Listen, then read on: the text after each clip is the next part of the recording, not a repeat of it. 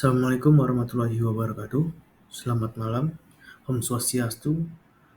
Perkenalkan, nama saya Rian Akmal Jakob dari kelas 2A23 dengan NPM 11.222.71. Di sini saya akan membahas database management system atau biasa disebut dengan DBMS. Yang pertama itu ada komponen basis data. Komponen basis data dibagi menjadi 4 komponen pokok. Yang pertama itu ada data. Data tersebut memiliki kualifikasinya sebagai berikut. Data tetap. Data tetap itu kelompok data yang tidak mengalami perubahan paling tidak dalam kurang waktu yang lama. Contohnya itu seperti data pribadi mahasiswa. Selanjutnya ada data tidak tetap. Kelompok data secara rutin mengalami perubahan, contohnya seperti data rencana studi mahasiswa. Selanjutnya ada data yang bertambah menurut waktu. Kelompok data ini biasanya merupakan data akumulasi yang dikelompokkan data tetap dan data tidak tetap. Contohnya itu seperti data transkrip nilai. Lalu yang kedua ada hardware atau perangkat lunak. Terdiri dari semua peralatan hardware komputer yang digunakan untuk pengolahan sistem basis data antara lain komputer atau satu untuk sistem standalone atau lebih dari satu untuk sistem jaringan. Selanjutnya ada memori sekunder online, biasa disebut dengan hard disk. Selanjutnya ada memori sekunder offline, biasa disebut dengan removable disk untuk membackup data. Selanjutnya ada media atau perangkat komunikasi atau untuk sistem jaringan.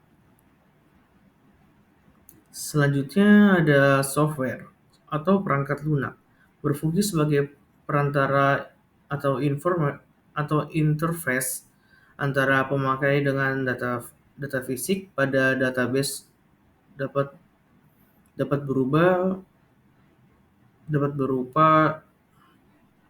database management system atau DBMS, program aplikasi dan prosedur.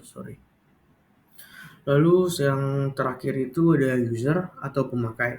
Pengguna basis data yang berinteraksi secara langsung dengan basis data melalui program aplikasi basis data dan DBMS. Terbagi menjadi 3 klasifikasi. Yang pertama itu ada database administrator atau DBA yang membuat basis data dan mengontrol akses ke basis data. Yang kedua ada programmer yang membuat aplikasi basis data yang digunakan oleh DBA dan pemakaian akhir. Lalu yang ketiga ada end user atau pemakai akhir yang melakukan penambahan, penghapusan, pengubahan, dan pengaksesan data.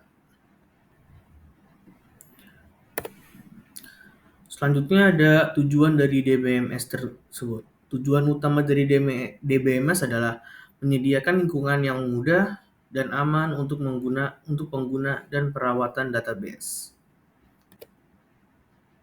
Selanjutnya ada fungsi dari DBMS. DBMS sangat berfungsi dalam berbagai sistem sebagai berikut. Yang pertama itu ada dalam data definition atau DBMS harus dapat mendefinisikan data. Selanjutnya ada data manipulation. DBMS harus dapat menangani pemerintah dari pemakai untuk mengakses data. Selanjutnya ada data security and integrity. DBMS harus dapat memeriksa keamanan dan integritas data didefinisikan oleh DBA. Selanjutnya ada data recovery dan consistency. DBMS harus dapat menangani kegagalan pengaksesan database yang dapat disebabkan oleh kerusakan sistem, kerusakan disk, dan sebagainya. Selanjutnya ada data dictionary. DBMS harus dapat menyediakan data dictionary atau kamus data. Selanjutnya yang terakhir itu ada performance. DBMS harus dapat menangani pekerjaan dari semua fungsi seefisien mungkin. Selanjutnya ada bahasa dalam DBMS. Yang pertama adalah sequence.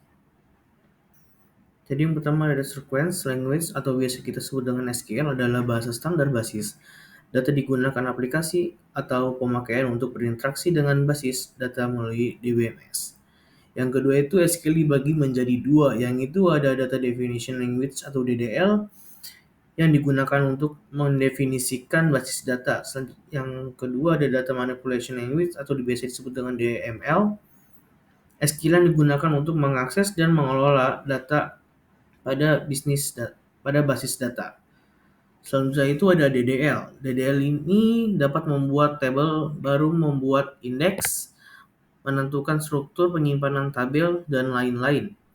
Lalu ada DML, berguna untuk melakukan manipulasi data pada suatu basis data, dapat berupa penambahan, penghapusan, pengubahan data pada suatu basis data. Sekian presentasi dari saya, kurang lebihnya mohon maaf bila ada salah kata. Wassalamualaikum warahmatullahi wabarakatuh.